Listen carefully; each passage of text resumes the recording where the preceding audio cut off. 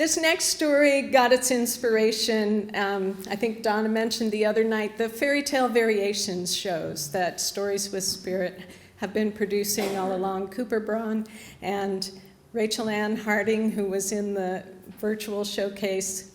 And this story was inspired by the work that they do with that. I think you'll probably figure out pretty quickly which tale it is.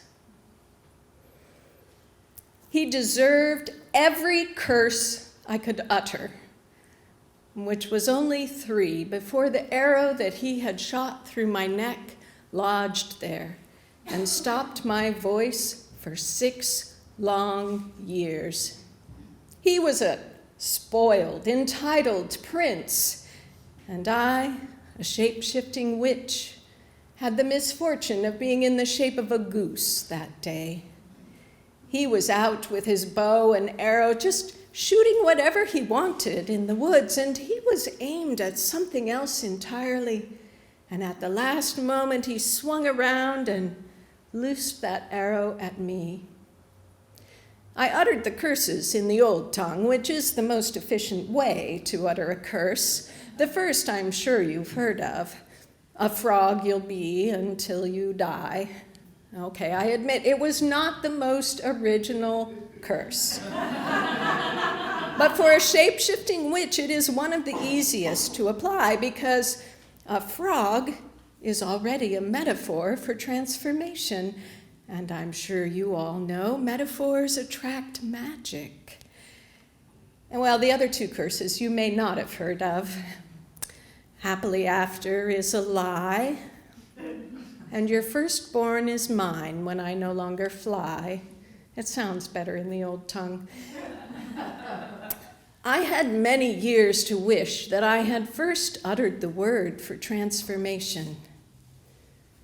But in the moment, I had a frog. And I knew that in order to advance the story, I needed to move him along, and so I chased him for 3 days into the next kingdom. I had no voice, but I had my beak, and I had my wings, and a terrifying arrow through my neck.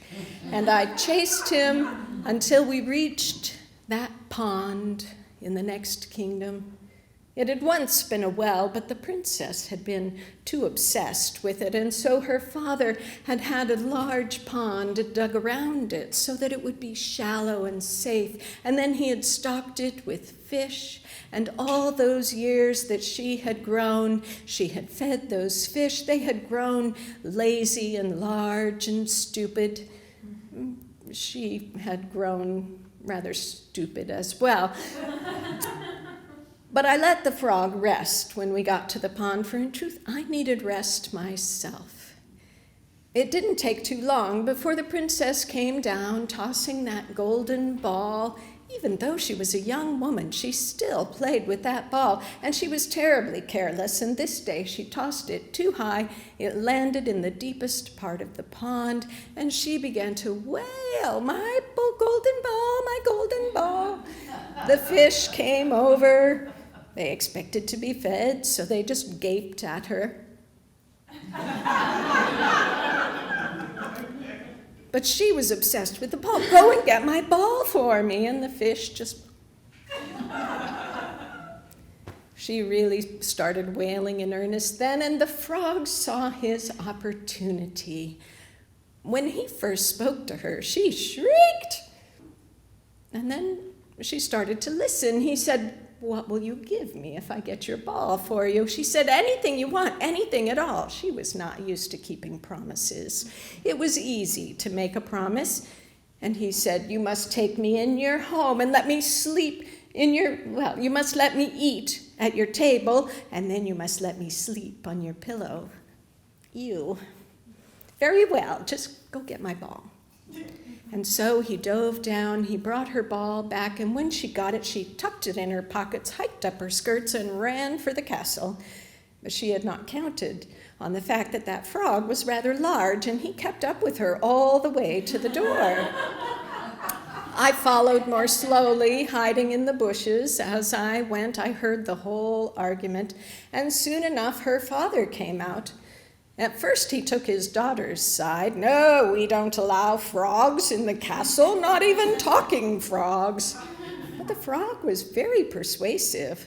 "Oh, but sire, I've heard about your hospitality. It has such a reputation. And wouldn't a talking frog be such a wonderful addition for your dinner entertainment?" And so eventually they carried the frog inside. I flew to a tree nearby, though it did pain me to fly with that wound that would not heal. And I watched as they set him on the table on a cushion and they brought the silver dishes. He was back in his element. And then I flew to her balcony when she carried him up to her room. And I heard the terrible arguing when he asked for a kiss. Well, when they told the story later, they did say it was a kiss, but that is not what happened. She picked up that frog and she hurled him at the wall. And it was a rather sickening sound as he hit the ground, dead. But of course, a dead frog would not advance the story, so he turned in that moment into a live prince. A frog you'll be until you die.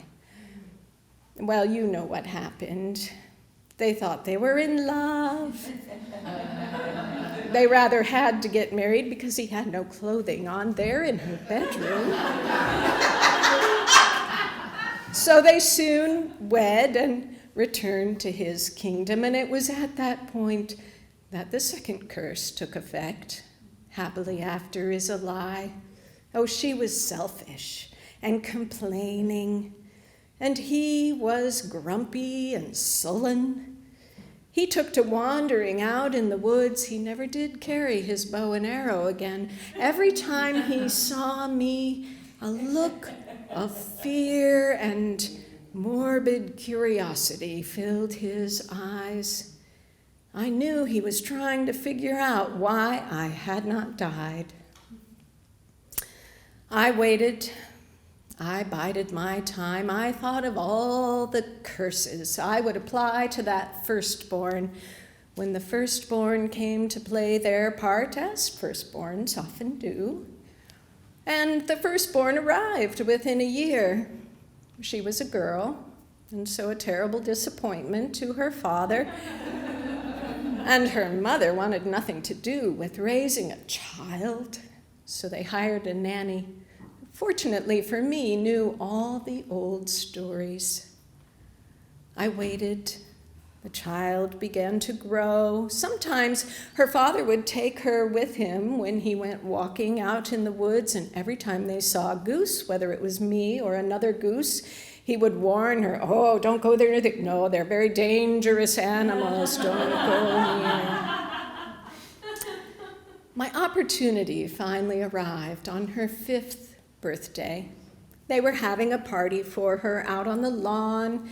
The grown-ups were all distracted with her 2-year-old brother and the new baby brother, and her mother had finally given her that golden ball. She was tossing it and playing with it and occasionally dropping it and working her way down the lawn. I positioned myself so that when she dropped it and it rolled under the bush that I was hiding behind. She came around behind the bush. She saw me there, and the cry that she uttered was not fear, but sorrow. I held very still as she came over, and with those hands that had never known work, that had never deliberately broken anything, she put one around the arrow next to my neck, the other beside that, and then she snapped the arrow. And when she pulled it from my neck, she uttered the word for transformation in the old tongue. My transformation was all-consuming. It was so painful. I had been a goose for 6 years.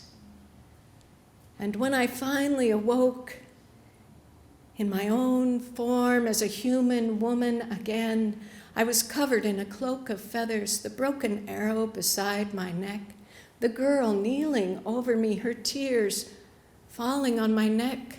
The wound had healed.